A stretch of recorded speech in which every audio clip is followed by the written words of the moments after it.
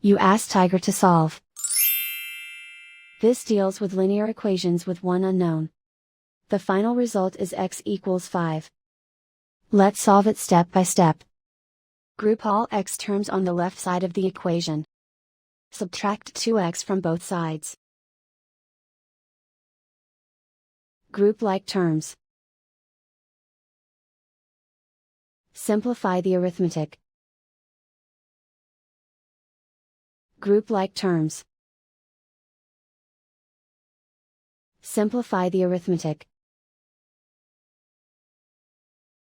Group all constants on the right side of the equation.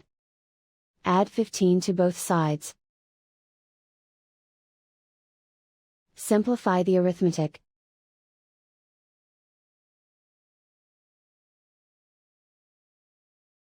And so the final result is x equals 5.